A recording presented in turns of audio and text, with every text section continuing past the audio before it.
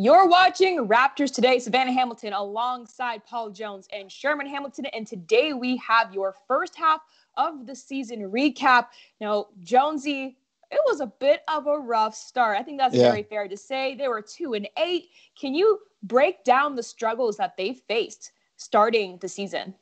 Well, you look at the personnel change, Savanna, and that it always starts there, that you've got different people coming in and they're coming in trying to meet somebody else's, a new team's expectations. And it's kind of like that first date where you're on your P's and Q's and you're trying to be the best person you can be. And sometimes you just need to be yourself. And I think a lot of those struggles were due to guys trying to find their roles, having them defined for them, and knowing what kind of latitude and leeway they had while still learning the system.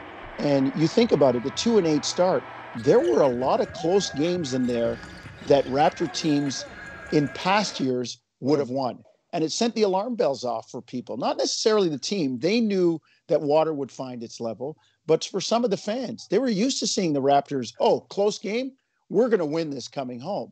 And it didn't happen. And then it didn't happen again. And all of a sudden people started to worry. So I think it was just the grace period as a team gets to know each other and learn each other. And you think about it, no training camp either, a shortened training camp. That made it difficult as well. Absolutely. We think about where they were playing. They're playing in a new home away from home, being Amalie Arena. Sherm, how hard is it as a player to adjust to a new environment? Well, it's one thing to have to adjust for a little bit of time, a couple of days, but the Raptors basically had to uproot their lives and relocate and become citizens in Tampa basically to play this season. And that's a big deal. You consider they're the only team out of the 30 NBA teams that had to do that this season. So, that slow start could fall into this category as well, trying to get settled into a new environment. You're finding a housing for your family. You're getting school set up. You're doing online. You have all of these things that you have to deal with off the court to get settled in. And to me, that's a difficult process overall. And then, you don't have a home court.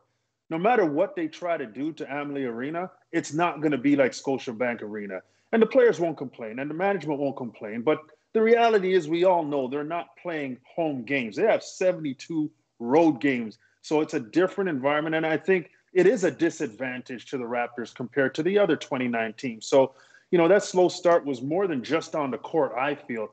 It had everything surrounding. And then you throw COVID into the mix and all of a sudden now you have another level of something to contend with to try and figure out the whole situation on the fly. Definitely some obstacles that they really had to figure out and overcome throughout the season, but they have, because we see the record now here, they turned it around in February and we see the carryover now into March. Jonesy, what have you seen on the offensive side of their game that has really improved? Well, 9-5 in February. Tied for the fourth best record in the NBA. And all of the things that I talked about that led to the slow start, those are the things that have come around. You're looking at guys, Aaron Baines has found his niche coming off the bench. DeAndre Bembry's grown into a ball handling, scoring, facilitating type role. Chris Boucher has become more confident as a scorer. All of the little things that they were trying to work out, Savannah, have now fixed themselves. They have done a terrific job. When you look at the record there on the board, the 9-7, a big turnaround, and the offense has gone up. You notice the scoring has gone up, the field goal percentage has gone up, assists, people learning each other, and that's that nebulous word that we call chemistry. That's what it is, but it's a team learning each other, and then some of the guys in terms of the leadership really taking the roles. Taking the forefront of those leadership roles and helping those other guys to grow into what they need them to do. I think you said the key word there as well is chemistry, which is very applicable on the defensive side of the ball. Sherm, tell me what you've seen and how they've grown there. Well, I think similar to what Jonesy's speaking to in terms of chemistry on the offensive end, it takes that kind of chemistry on the defensive end as well when you're talking about trying to adjust to different roles and figuring out who's good on the ball, who's good help side, who can protect the rim, who plays passing lanes. And, and then collectively communication is a very big thing, as we all know, on the defensive side, and how they talk and who's vocal and who's going to be the leader on the defensive end. So, and I think that there's a confidence that's grown in this team. And remember, over the past few seasons, this team has gotten better when they played better defense. You look at the key wins that they had in February. These were some muscle wins, especially the back-to-back against the Milwaukee Bucks. These were big wins for the Raptors, quality wins. If this was the NCAA, these would be quality wins in terms of consideration for March Madness. So I just think that the Raptors, from a defensive perspective, really started to get confident in who they were. And we saw the wins come when they turned people over more. They got stops. They defensively rebounded, and they pushed the ball in transition. And I think that's a key to their success, as well as their offensive continuity that we've seen.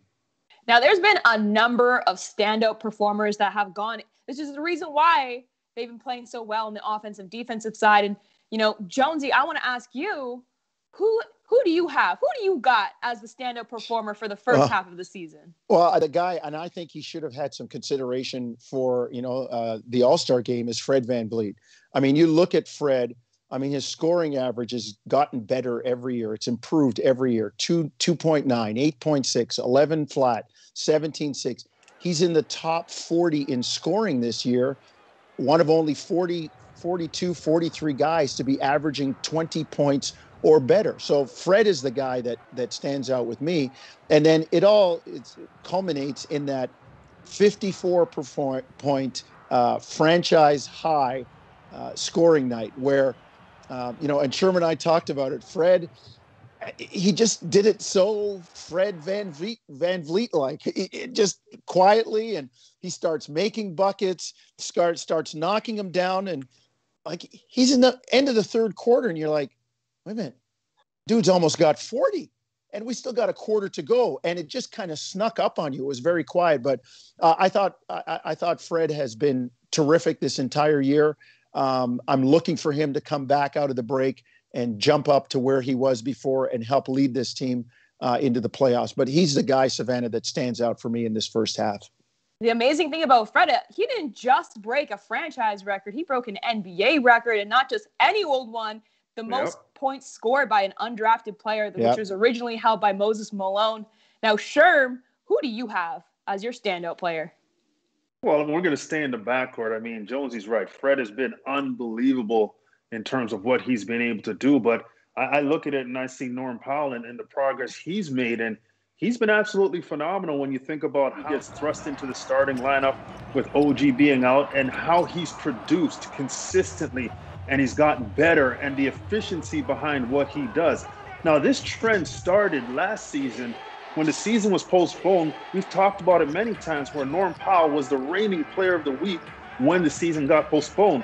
He was putting points on the board. The Raptors were winning. So he's trending in the right direction. And you look at his numbers, he's just been phenomenal over the last 3 seasons in terms of his improvement.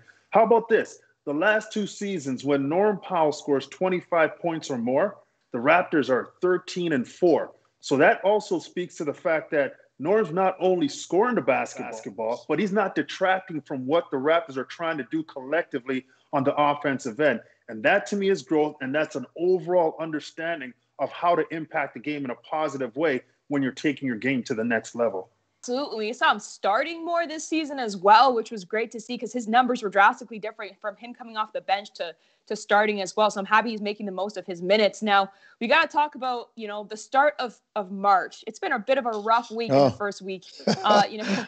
Jonesy, take me through it. Walk me through why that was interesting. Are you sure you're not a meteorologist? Because they say March comes in like a lion, goes out like a lamb. It's come in like a lion for Toronto, man. And Savanna, I look at it, and it's reminiscent of last year. The team's kind of going good in February, and you're getting some traction, and you're cranking it up, and all of a sudden March hits. And this is when the NBA stopped, and it stopped what was a great run by the Raptors last year when COVID made it difficult. And think about the first week of March. You get hit, coaching staff, best player, one of your best players in Pascal, can't play. You get the game in against Houston, and all of a sudden the wheels fall off the cart. You've got 3 starters out, OG, Fred, Pascal. You've got the head coach, Nick, out. They're playing with 4 coaches on the bench which means there's not enough eyes to watch offense, defense, personnel, forget about who's on the bench or who needs to come in at one time. The first week of March has been very, very difficult for the Raptors, but they ended at least with some kind of solid performance against Boston, and you look forward to them turning it around. The break came at the right time because everybody can get healthy and then get it going for the second half of the season. Absolutely. Timing is everything. We couldn't have asked for a better time for this break to happen. Now, Sherm, how resilient is this team and Sergio really stepping up and filling in for Coach Nick Nurse? Oh, they're unbelievably resilient. And, that's some of that championship pedigree rubbing off, understanding that they're never out of situations. And this is why I think people and fans can gravitate and support this team. We saw that in that last game against Boston, before the break, they had the ability to make plays. They hung around. They had every reason to shut it down. They were coming off of a back-to-back. And, just before the break, you're thinking their minds could be other places. They're fatigued. They could quit on it. But Sergio and the guys on his staff did a great job. Mark Tyndale, Jamal Magor, these guys surrounding Sergio and supporting him. And the players went out there and fought and gave it their best shot. To me, their resilience is what gives them a chance every single night to win games. No matter how far they're down, they don't quit. And they don't get on each other. They don't start shooting darts at each other. And they don't play hero ball. They stick together. And that's a sign of veteran leadership. And it's also a sign of maturity across the board in terms of understanding how this team has success. Absolutely. You love to see it. And I'm hoping that we see it again more so in the second half of the season, which we'll get to. But first, we got to go to a previous conversation we had on RTX. Joining us on RTX today is Natasha Shivraj. She is a producer at TSN 1050, very familiar face on RTX, and our very own Amy Audibert, analyst for the 905. Guys, I'm so excited for you to be here. We have a lot to talk about today, so I'm just going to jump right on in. It is about a year since the NBA shut down. The Raptors, they played the Utah Jazz and Rudy Gobert in particular. We see the team now dealing with the direct effects of COVID. Of course, they're following lead health and safety protocols, but it's still amazing to me, at least, that we're still in this position where this is a serious consideration. But what is most surprising to you, Natasha, about where we are now? So I just want to start by saying that I honestly think that the NBA is doing a pretty good job of keeping things under control under the circumstances that we're in. Other than the All-Star decision, it was a little bit of a head scratcher for some people trying to figure out why that's still happening. But for not being in a bubble this year, I think that things are going as well as they can. I mean, we knew that the bubble was never going to be a permanent choice because it was just way too draining physically, emotionally, mentally on everybody, not just the players, but staff and everybody around. So we knew that was never going to be the real fix. But the thing here is that we're still under some unprecedented times right now, and an outbreak can happen at any point in time, whether you're following protocol or not, whether you're taking precautions like we've seen with the Raptors unfolding here.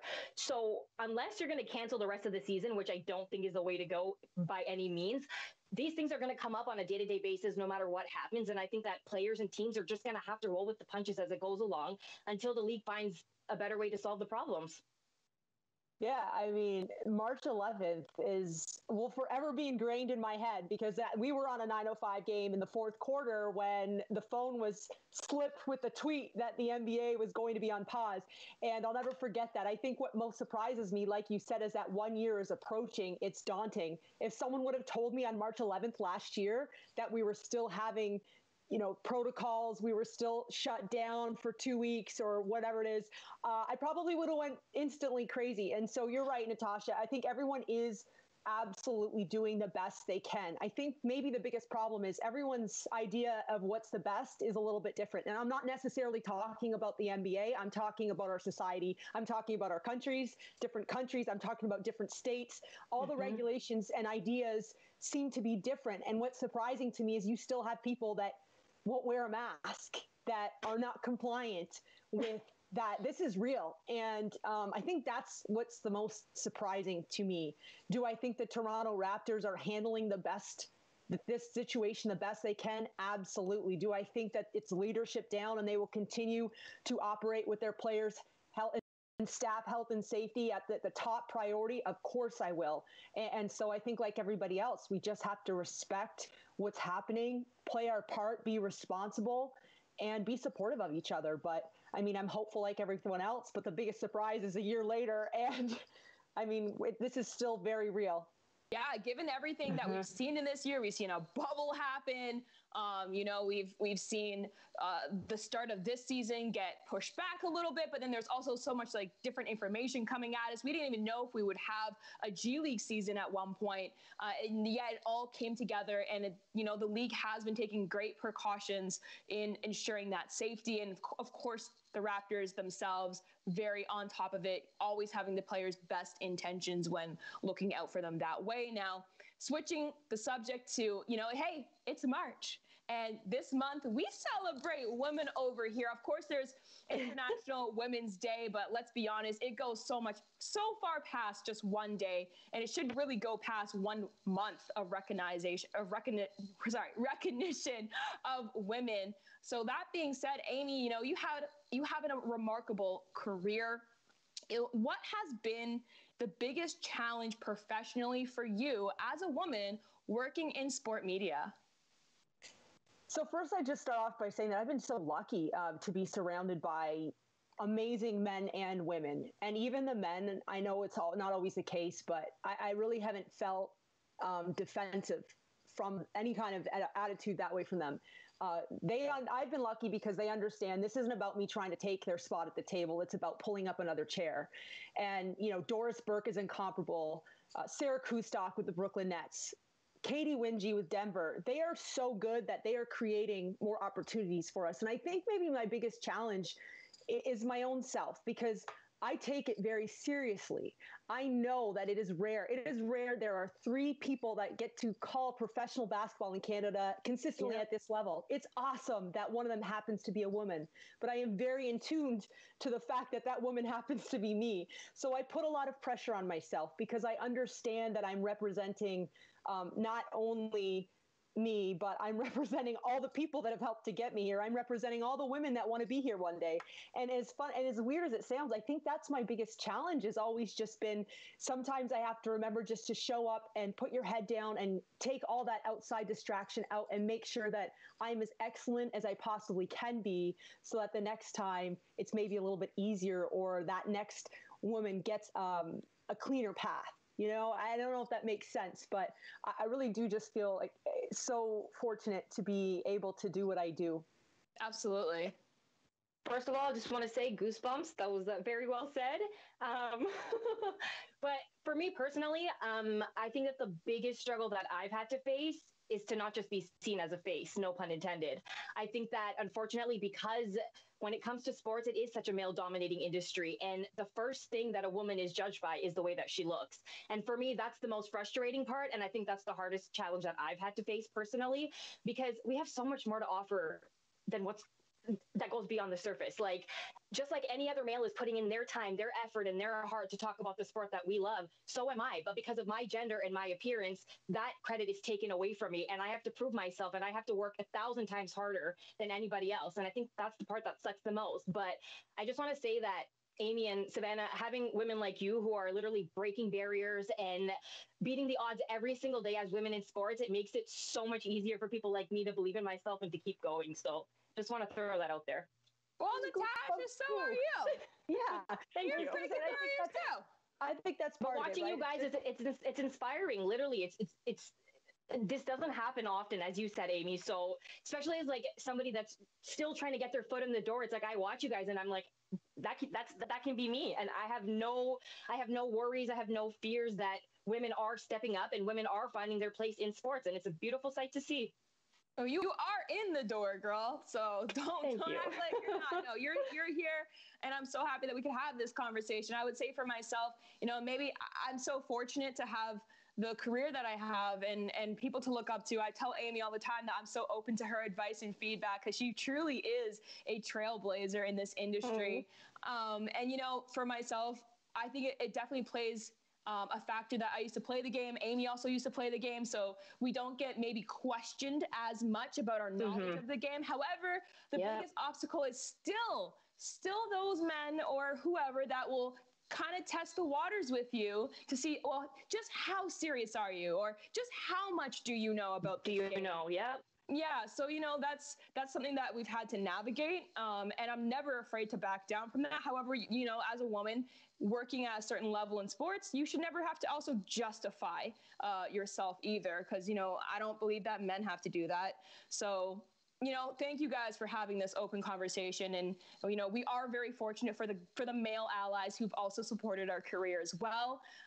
Shouts out to our producers behind the scenes, of course, who make this segment and the show possible. They're all guys, so really appreciate that. All right, guys, thank you for having this conversation. We'll catch you next time on RTX. You see it up there right now, the Eastern Conference standings. Man, I don't personally remember the last time it was that tight between 4 and 11. That's a 3-game difference. Now, Jonesy, looking forward to the schedule, the second half of the season, who do you think is going to be that breakout star?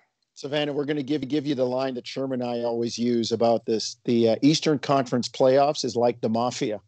Even when you think you're out of it, you're never out of it. You're never out of it. And that being said, you hope the Raptors come back healthy. And the guy that I'm looking forward to is OG Anunoby. Again, everybody just wants that potential to be recognized. Everybody wants OG to be healthy enough to show us what he's capable of consistently, because we've seen it in fits and starts. We've seen, he came in as a standstill shooter. Now he's become a better defender. He can guard basically all 5 positions. He's putting the ball on the floor. He's playmaking. He's one of the leaders in steals. He's got so much in the bag, but we need the bag to be open all the time. And that's what I got my fingers crossed for with OG in the second half. Sherm, I'm going to throw the question also to you. Who do you have as the breakout star in the second half? Well, I'm going to pick Pascal. And I think when you look at Pascal, you think about the first season, he started out really roughly. He wasn't scoring the way he wanted to. But then remember, Nick Nurse had to kind of say, hey, young man, a little bit of discipline is necessary here, and sat him. And then, Pascal started trending in the right direction. And, during that time, even when he missed those game-winning shots, you could see growth in Pascal. And now we're seeing it at a level where he's very aggressive. And it's unfortunate that COVID hit him and he had to sit for a stretch before the break. And hopefully he comes out on the other side being healthy and ready to go. But there's no question, Pascal has another level, I feel, to his game. Even though he's taken a huge step, I think he can get to another level. And when he does, this team is going to be that much better. Absolutely. And I also want to give a shout out to Chris Boucher. We didn't actually talk about him too much in this show, but, he's been phenomenal in the beginning of the season, right off the bat almost, stepping up in ways I feel like not a whole lot of people could have predicted. But hey, guys, shout out to our producer in the back, Jake, for keeping it real. We'll catch you guys next time on Raptors Today. Thank you for watching our latest episode. Make sure you subscribe to all the Toronto Raptors social channels so that you don't miss a thing.